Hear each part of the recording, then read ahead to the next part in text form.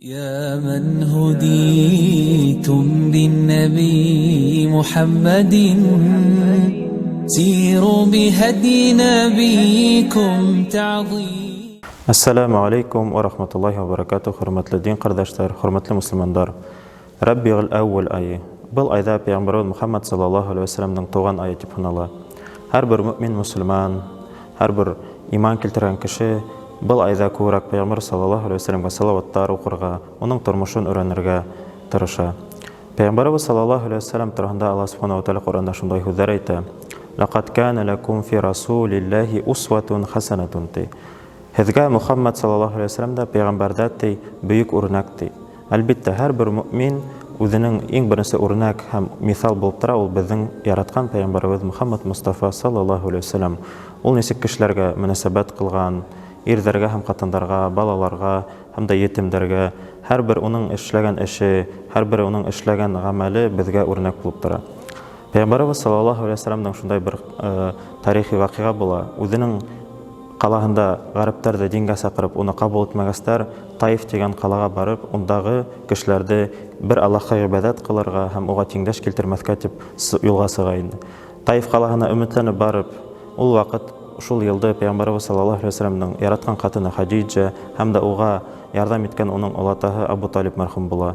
Һәм дә Пәйгамбәр саллаллаһу алейһи ва саллям бұл Таиф қалаһына килеп, ондагы халыкты динге сақырам дип үмітләнеп килеп, сақырғанда оны қабыл етмей, оны таш менән бәреп, балалар һәм ондагы яшәгән колдар таш менән бәреп, қаланан куып чыгаралар.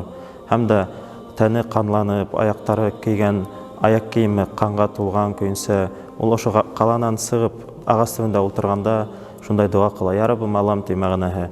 Я Раббым, Аллам ти. Мин үземнең көчсезлегем өчен һиңә хыянам ти.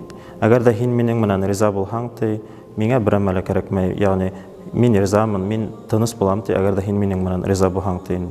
Һәм дә шул вакыт Аллаһ субханаһу ва тааля Җибраил алейһиссалам фәрештәне җибәреп әйтә инде: "Я Мухаммад ти, я Расулуллаһ ти, әгәр дә һин теләһәң ти, ошондагы яшәгән кешеләрдә ти, Таиф калаһындагы ти, без ти йер менән тигезләйбез ти, ягъни уның эргәһендә таудар була, ошо таудар менән был каланы ти йер менән тигезләп күмәсәкбез ти."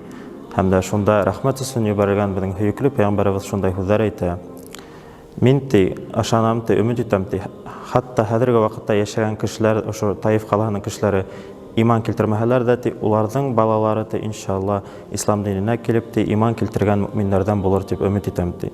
Шундай авыр сакта ла безнең Пәйгамбәрбез Мухаммад саллаллаһу алейһи ва саллям рәхмәтле һәм рәхмәт өчен җибәргән пәйгамбәр икәнен исбатлай. Шуңа ла үзебезнең гомеребезне, үзебезнең эшләгән эшләребезне Пәйгамбәрбезнең сөннәте белән бәйләйек. Оның артынан әйрәйек һәм дә уның тормышын ошо изге айдарда өйрәнергә һәммәгезгә насип булһа иде. Ассаламу алейкум ва рахматуллаһи ва баракатуһ.